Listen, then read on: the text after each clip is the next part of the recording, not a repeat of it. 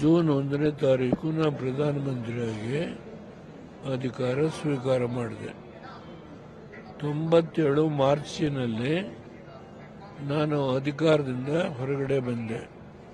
ಬರೋದಕ್ಕಿಂತ ಮುಂಚೆ ಈ ಒಂದು ಡೆಲ್ಲಿ ಮೆಟ್ರೋ ಒಂದು ಫೆಸಿಲಿಟೀಸ್ ಮಾಡಬೇಕು ಡೆಲ್ಲಿಗೆ ಅಂತೇಳಿ 69ರಲ್ಲಿ ಪ್ರಾರಂಭ ಆದದ್ದು.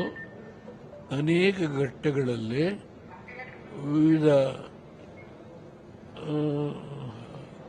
ತಕರಾರುಗಳು ಅವುಗಳನ್ನೆಲ್ಲ ನಿಭಾಯಿಸ್ಕೊಂಡು ಬರೋದು ಡಿಲೇ ಆಯಿತು.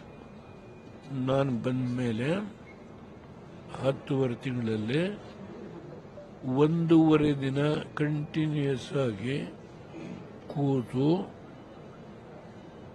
Delhi lieutenant governor, Delhi CM, Delhi urban development secretary, ಕೇಂದ್ರದ urban develop department principal secretary Mr. Singh, who is from Kashmir.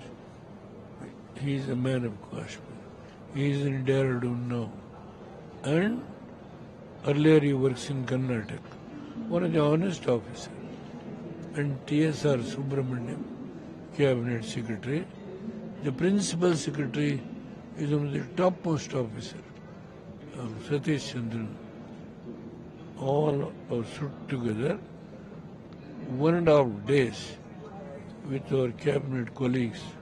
We discussed, finalized, and gave a clearance for 55.3 kilometers, including 10 kilometers underground line at a cost of rupees 4,863 crores.